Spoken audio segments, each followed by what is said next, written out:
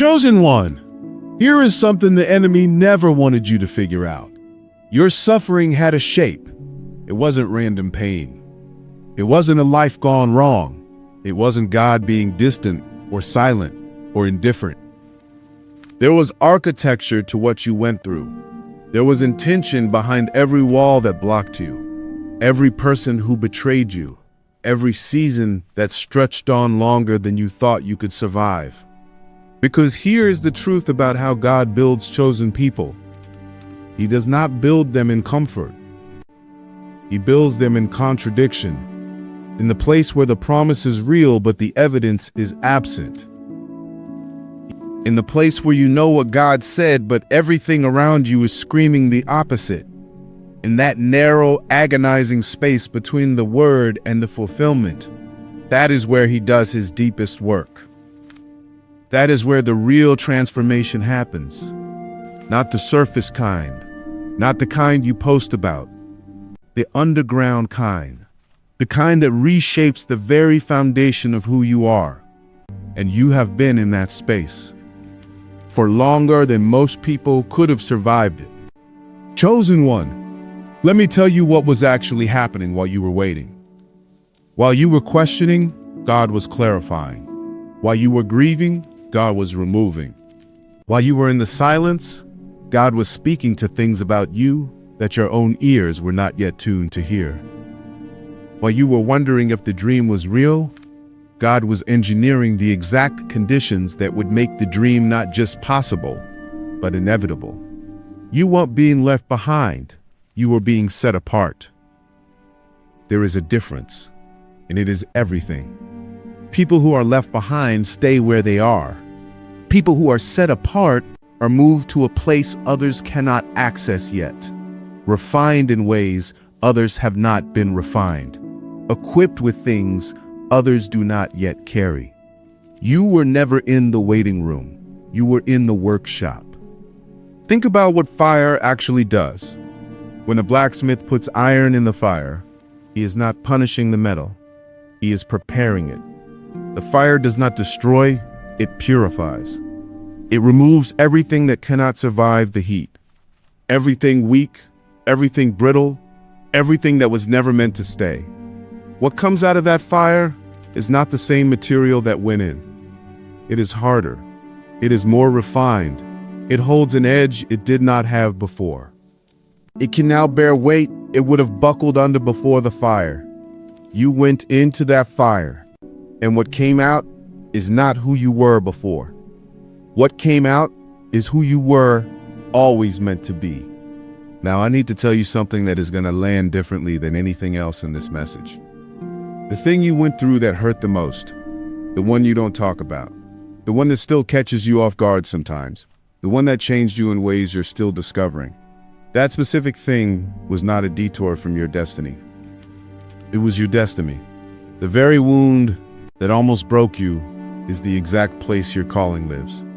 The thing you survived is the thing you were sent to help others survive. The darkness you walk through is the reason you will be able to reach people who are in that same darkness, because you won't be speaking from a theory. You will be speaking from a scar. And there is no authority more powerful than a scar. The enemy knew this. That is why he targeted that area of your life so aggressively. He wasn't trying to hurt you. He was trying to disqualify you. He understood what that wound, if survived and surrendered to God, would eventually become. He understood the anointing that lives on the other side of that specific kind of pain. He fought you there because that is where your power is stored. And now God is saying, enough. The warfare you have been feeling in this season, the inexplicable heaviness, the resistance, the feeling like you're pushing against something invisible, that is not a sign that you are losing. That is the sound of a wall about to come down. The hardest battles come at the threshold, not in the middle of the journey, at the door.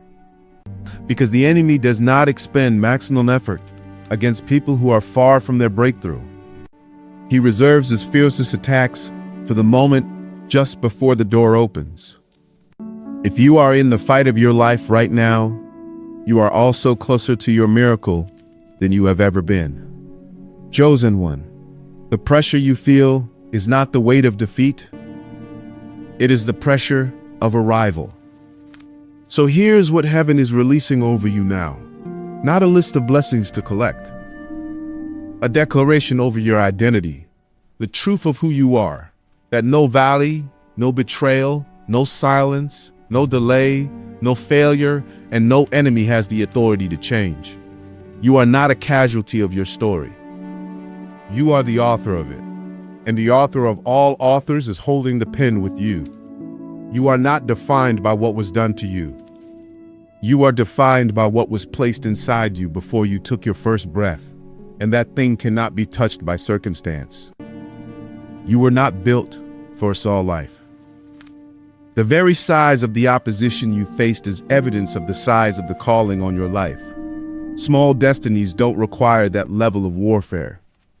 You are entering a season where your presence will carry weight that cannot be explained by your resume or your background or your connections. People will feel something when you walk into a room. Doors will open not because of who you know, but because of whose you are. What was taken from you will be returned. What was delayed will be accelerated. What was meant to destroy you has instead become the very credential that makes you undeniable. This is not what heaven hopes for you. This is what heaven declares for you. Before you leave this moment, don't rush back into the noise. Sit with this for just a breath longer. Now, if something in this message reached the place in you that you've kept locked, a hope you stopped letting yourself hope, a dream you put away because it hurt too much to keep holding, I want you to take it back out. Right now, hold it again. Because God did not bring you to this moment to mock you with possibility.